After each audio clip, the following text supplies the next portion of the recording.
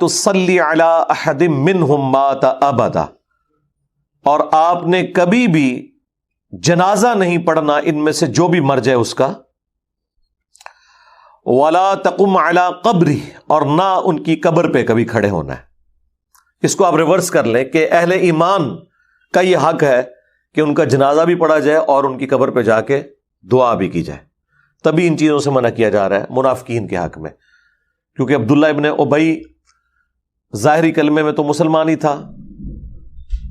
اندر کا معاملہ تو اللہ کے سپرد۔ نبی الاسلام نے باوجود اس کے کہ آپ کو یہ پتا تھا کہ یہ منافق ہے، اپنے حسن اخلاق کا مظاہرہ کرتے ہوئے، اور اس کا بیٹا بھی چونکہ صحابی تھا کامل الایمان، اس کا نام بھی عبداللہ تھا، اس کی دل جوئی کی خاطر جنازہ بھی پڑھایا۔ بخاری مسلم میں آتا ہے کہ اپنا کرتا بھی کفن کے لیے دیا، اپنا لعاب دہن بھی قبر میں اتر کے اس کے منہ میں ٹپکایا۔ خیر، اس کا فائدہ اس وقت کے منافقین کو تو ہوا کہ ان میں سے جو بھٹکے ہوئے لوگ تھے اور ان کے اندر کوئی اخلاص کا پہلو تھوڑا سا موجود تھا، وہ اسلام کی طرف پلٹ آئے رسول اللہ کے حسن اخلاق کی وجہ سے صلی اللہ علیہ وآلہ وسلم۔ بعد والے مسلمانوں کو بہت زیادہ فائدہ ہو گیا ہے اس حوالے سے کہ جو شخص اس اعتبار سے خوش نصیب ہو کہ اس کا کفن رسول اللہ کا کرتا بنے، اس کی یعنی زبان پہ نبی الاسلام اپنا لعاب دہن لگائے مرنے کے بعد،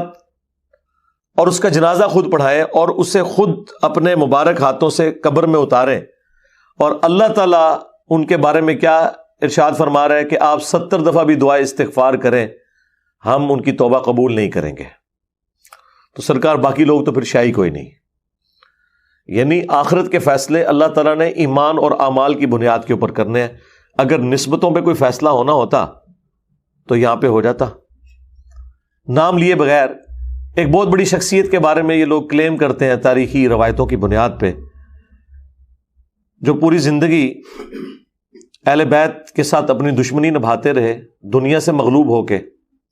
وہ کہتے ہیں جی جب ان کی موت کا وقت قریب آیا تو انہوں نے کہا کہ یہ حضور کے چند بال مبارک ہیں اور ناخن مبارک ہیں، جب میں مر جاؤں تو میرے کفن کے اندر یہ رکھ دینا، میری زبان کے نیچے وہ رکھ دینا، اور پھر مجھے ارحم الراحمین کے سپرد کر دینا۔ یہ لوگ اس شخصیت کی فضیلت کے بارے میں یہ بات کر رہے ہوتے ہیں۔ تو سرکار یہ آپ ناخن اور بال کی بات کر رہے ہیں، نبی الاسلام نے خود جنازہ جس کا پڑھایا ہو، اپنے مبارک ہاتھوں سے اسے دفنایا ہو، لعاب دہن اس کے منہ میں ٹپکایا ہو، اپنا کرتا اس کا کفن بنایا ہو، اور اس کے حالت یہ ہے کہ نبی علیہ السلام کو اللہ تعالیٰ فرما رہا ہے کہ آپ 70 دفعہ بھی استغفار کریں، ہم ان کی توبہ قبول نہیں کریں گے، آپ بھی اگر کریں ان کے حق میں،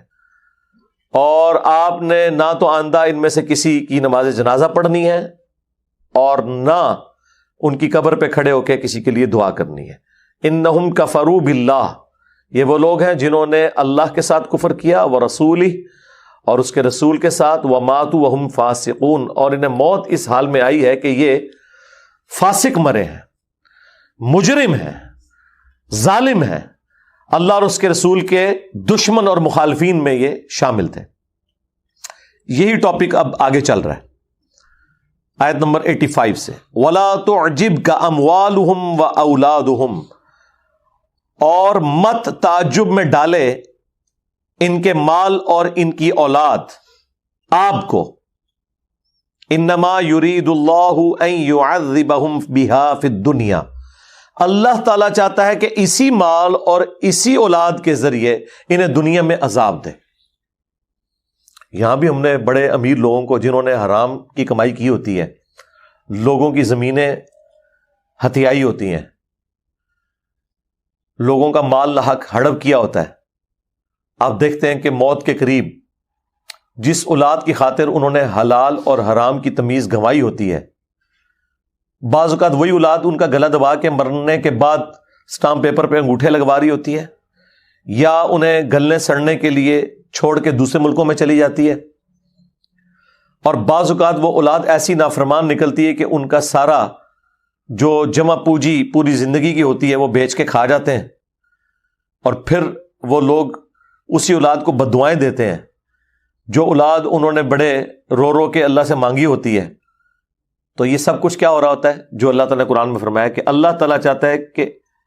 جس مال اور اولاد کی وجہ سے لوگ ان پہ تعجب کر رہے ہیں، اور کون؟ نبی علیہ السلام، ان کے اصحاب، کہ آپ کو تعجب میں نہ ڈالے کہ اللہ نے ان کو اتنا مال دیا ہوا ہے۔ یہاں پہ بھی کتنے حرام خور ہیں، کہتے ہیں اللہ کا بڑا فضل ہے۔ فضل کہاں سے ہے؟ تو ان کو مال اور اولاد کا ملنا، اس زمانے میں قبائلی سسٹم میں اولاد اور بیٹے زیادہ ہونا پاور کی نشانی تھی، تو ان کو جو مال اور اولاد ملی ہوئی ہے، یہ آپ کو تعجب میں نہ ڈالے کہ اللہ کا خاص کوئی فضل ہے۔ انما یرید اللہ ان یعذبہم بہا فی الدنیا، اللہ تو صرف اتنا چاہتا ہے کہ اسی مال اور اسی اولاد کے ذریعے انہیں دنیا کی زندگی میں عذاب دے۔ وَتَزْهَقَ أَنفُسُهُمْ وَهُمْ كَافِرُونَ، اور ان کا سانس اس حال میں اس دنیا سے نکلے کہ یہ کفر کی موت مرے۔ اللہم لا تجعلنا منہم، اللہم من احییتہ منا فاحیہ علی الاسلام ومن توفیتہ منا فتوفہ علی الایمان، آمین۔ وَإِذَا أُنزِلَتْ سُورَةٌ أَنْ آمِنُوا بِاللَّهِ، جب بھی کوئی سورت نازل ہوتی ہے جس میں یہ حکم دیا جاتا ہے کہ ایمان لاؤ اللہ پر، اس سے مراد یعنی جیسا کہ ایمان لانے کا حق ہے، وَجَاهِدُوا مَعَ رَسُولِهِ، اور جہاد کرو رسول اللہ کے ساتھ مل کے۔ جہاد دین کے لیے کوشش کرنا بھی اور قتال کرنا بھی میدان جنگ میں۔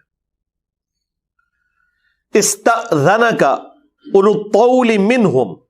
تو تم دیکھو گے کہ جو مال و دولت والے، اونچے قد کاٹھ والے لوگ ہیں نا، دنیاوی اعتبار سے طاقت والے،